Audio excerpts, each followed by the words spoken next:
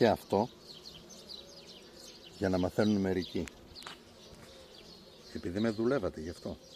Σας αρέσει? Πάμε. Πάμε. Επειδή κάποιοι με δουλεύατε.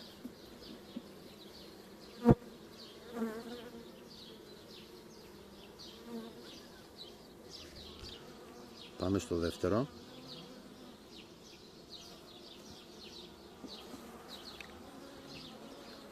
Καλά πάμε. Για πέστε μου. Μήπως καλά πάμε? Καλά πάμε. Πάμε στο τρίτο. Μήπως πάμε πολύ καλά? Πιστεύω ότι είναι σούπερ, έτσι. Πάμε και εδώ.